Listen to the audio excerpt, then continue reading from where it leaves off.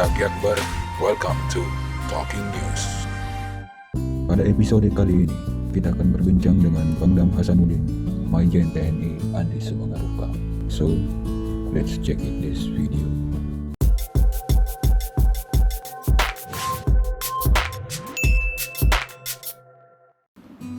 Selamat datang Jenderal di program Talking News dan selamat ulang tahun untuk Kodam Jenderal. Terima kasih Mas Zaki. Kita memang sekarang sedang melaksanakan ulang tahun yang ke-63. Sebenarnya apa sih makna Kodam untuk prajurit? Apalagi ini kan bertepatan dengan Hari Kelahiran Pancasila. Jadi ulang tahun itu adalah kegiatan dalam rangka memperingati lahirnya. Jadi kita sebenarnya merupakan bagian dari kegiatan introspeksi. Bagaimana kita mau introspeksi 1 tahun yang lalu. Selanjutnya kita akan mawas diri apa yang sudah selama ini. Hasil kita merefleksikan kegiatan-kegiatan. Dari hasil evaluasi itulah merupakan tonggak komitmen baru kita untuk melangkah tahun ke depan. Sebenarnya itu. Nah, arti Pancasila bagi prajurit TNI sendiri seperti apa sih? Gini, Pancasila itu kan ideologi, ya. Karena Pancasila itu adalah pandangan hidup.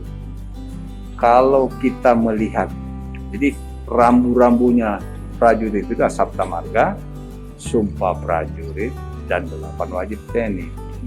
Nah, itu rambu-rambu yang dilakukan. Itu adalah bagian dari butir-butir yang dari pengamalan dari Pancasila itu. Jadi artinya ya TNI sudah menyalakukan dan memanifestasi kegiatan-kegiatan atau menjabarkan dari apa yang menjadi butir-butir dari Pancasila lewat Sabta Marga dan Sumpah Prajurit dan wajib pabrik. Itu rambu-rambu. Tiap tahun kita peringati, Ya. tapi makna Pancasila seolah makin jauh dari sendi bermasyarakat. Apalagi di generasi muda kita. Di 2-3 tahun terakhir, banyak yang pihak mengkhawatirkan sisi moral di generasi muda kita. TNI melihat kondisi ini bagaimana? Khususnya Kodam. Kalau saya melihat, ada orang yang melihat ya dari sudut yang lain, dia melihatnya bahwa dengan adanya kejadian-kejadian atau adanya informasi-informasi yang terjadi, apalagi sekarang medsos itu begitu ini, seolah-olah terjadi, dia melihat dari suatu sudut bahwa terjadi krisis. Tapi saya melihatnya tidak seperti itu. Jadi gini, ini bagian dari fenomena. Setiap generasi itu beda-beda. Nah, saat ini kita tahu bahwa karena adanya ini kan medsos dan IT dan informasi itu begitu cepat. Jadi siapa yang bisa kira-kira menahan informasi itu kan tidak ada. Sehingga mau tidak mau, mereka-mereka ini anak-anak muda kita sekarang ini, dia pasti kalau ketahanan ininya tidak ini, maka mau tidak dia akan terpengaruh dari itu. Nah, caranya, mungkin kita harus, kalau pola-pola dulu yang kita gunakan pasti tidak akan ketemu sama mereka. Sehingga harus ada pola-pola tersendiri agar mereka bisa menerima itu. Jangan kita langsung melihatnya itu adalah krisis moral. Bukan. Itu bisa jadi karena perkembangan ilmu pengetahuan dan teknologi yang begitu cepat sekarang. Informasi kan begitu masuk. Keterbatasan mereka kan juga ada. Sehingga untuk menyaring itu ya perlu ada ketahanan. Ini kalau menurut saya sekarang ini model yang harus kita lakukan itu edukasi yang lebih banyak. Gitu? Kita harus lebih berinovasi untuk berhubungan dengan adik-adik kita, remaja-remaja sekarang ini. Kita harus tahu dulu polanya dia bagaimana. Untuk bisa berkomunikasi kita harus tahu dulu polanya bagaimana, sehingga baru kita bisa menentukan alur. Nah, sekarang ini kan khusus untuk kalau TNI kan memandang bahwa ideologi berkaitan dengan ideologi memang harus dilakukan seperti itu. Nah, kita punya program metode Bintar itu kan ada 3 metodenya, Bintahwil, Binkomsos, Bakti. Nah, Bintahwil itulah bahagian dari upaya-upaya kita untuk menyadarkan mereka. Sekarang ini kita udah masuk ke masing-masing sekolah, ya, dengan program-program yang kita masukkan ke sana. Kita adalah upaya bela negara. Nah, modelnya tidak seperti dulu lagi. Kalau dulu kan indoktrinasi yang kita lebih utamakan, ini lebih banyak edukasi agar mereka paham tentang itu. Dan kita masuk ke dalam itu. Nah, memang karena sekarang kondisinya ini lagi COVID, Sehingga program itu bukan berarti berhenti, tapi kita anukan dulu sambil kita mengutamakan pelaksanaan kegiatan COVID. Saya yakin asal kita memang punya keinginan dan merasa bagaimana menjadi anak muda. Jadi kalau kita harus berbicara dengan anak muda, kita harus merasa anak muda dulu. Iya, nggak bisa kalau nanti kita merasa agak tua, nanti tidak akan ketemu sama mereka. Jadi harus kita merasa muda dulu, sehingga kita harus bisa menyelami kira-kira bagaimana alam mereka itu bagaimana, baru kita masuk ke situ. Nah, itu program sedang kita lakukan. Bu, saya masih fokus di generasi muda yang cenderung lupa dengan sejarah. Menurut Jenderal, ketika ini terjadi, Era kita dengan era mereka berbeda. Era kita dulu mungkin informasi itu kan mungkin tidak terlalu deras seperti sekarang. Kalau sekarang kan sudah tidak bisa, kan gitu. Mau tidak mau mereka tuh sangat terpengaruh dengan informasi. Coba sekarang apa yang tidak bisa kita dapatkan dari hanya sebuah handphone saja, kan semua sudah gitu. Nah, era ini eranya mereka, gitu. Jadi pasti kalau kita bilang, oh seolah-olah mereka lupa tentang sejarah, belum tentu Pak. Cuma masalahnya karena dia dapatkan informasi itu lebih banyak di sini dan mungkin program-program kita tidak masuk di handphone itu, sehingga mereka kelihatannya lupa dengan itu. Coba kita masukkan program-program itu di ini, saya yakin pasti mereka juga akan ini, ya, karena mereka kan dapatkan informasi itu kan lebih banyak itu kan dari handphone. Nah, gitu. Begitu dia bangun, dia pegang handphonenya. Begitu dia bangun, dia kan sangat tergantung dengan handphone.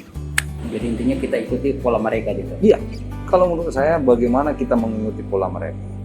Dengan kita mengikuti dan kita mendalami anunya, maka mau tidak mau dengan cara-cara seperti itu kita bisa menyadarkan mereka. Jadi ya kalau dulu kan kita dapatkan kan di sekolah, di organisasi. Seolah kan di sekolah itu kan sudah apalagi guru-guru kita itu kan waktu itu kan memang sangat ini kan. Tapi kalau sekarang ini kan tidak. Anak-anak sekarang ini harus kita mendalami betul tentang anunya dia, tentang lingkungannya dia, dengan tentang polanya dia, baru bisa diterima. Selama tidak itu sebenarnya agak sulit. saat ini kan kita lagi kena pandemi ini. Selama ini peran Kodam seperti apa sih Bu bisa diceritakan? Gini, kalau kita cerita tentang COVID, Kodam khususnya Kodam 14 ini berperan aktif dalam membantu pemerintah daerah, baik itu dalam gugus tugas. Ya, ini saya ceritakan dulu tentang peran Kodam di dalam gugus tugas. Kami terlibat langsung di dalam kegiatan gugus tugas, terutama personil-personil yang terlibat dalam gugus tugas itu hampir pada umumnya itu adalah diisi oleh Kodam. Apa yang kita mendirikan posko. Nah, posko itu yang ditempati sekarang itu ada posko, adalah fasilitas yang dimiliki oleh Kodam. Di dalam posko itu, selain itu ada struktur organisasi. Nah, struktur organisasi di situ itu terdiri dari semua elemen masyarakat, termasuk aparat, apakah dari TNI dan kepolisian. Begitu juga stakeholder yang ada, ya, terutama dari ASN. Di situ ada. Nah, perannya Kodam kita adalah bahagian yang terpenting di dalam susunan tugas yang ada di Satgas itu. Tetapi walaupun seperti itu, maka kita selalu berusaha untuk bekerja sama dengan semua stakeholder yang ada di gugus tugas. Karena kita tahu bahwa di dalam surat edaran itu adalah penanggung jawab itu adalah gubernur. Maka kita membantu gubernur di dalam melaksanakan tugas-tugas yang dibebankan kepada dia dalam rangka melaksanakan tugas, terutama bagaimana memutus jaring. Terus yang juga kita juga berusaha untuk mengedukasi masyarakat. Kita tahu bahwa peran aktif itu harus dilakukan oleh semua, jadi bukan hanya cuma aparat saja. Masih soal pandemi ini lebih ke ketahanan pangan. Ya. Sulsel kan dikenal sebagai lumbung pangan. Mungkin tergolong sedikit ada ancaman untuk ketahanan pangan. TNI sendiri kan dikenal sudah lama bisa masuk dari industri pertanian. Bagaimana strategi mengantisipasi ancaman pangan? TNI itu sudah sejak dulu bekerja sama dengan pemerintah, khususnya Departemen Pertanian dalam rangka menjaga ketahanan pangan, swasembada pangan kita harus. Oleh karena itu, kita juga melakukan upaya-upaya untuk memberdayakan ya daerah-daerah yang mengelola daerah-daerah yang lahan tidur untuk dijadikan sebagai lahan produksi. Dan juga melakukan pendampingan dan melakukan kepada petani yang melakukan kegiatan-kegiatan yang terlibat dalam kegiatan swasembada pangan itu. Nah, itu yang kita lakukan. Jadi selama ini memang TNI khususnya aparat teritorial itu bersama-sama dengan instansi yang terkait khususnya pertanian untuk melakukan kegiatan-kegiatan itu.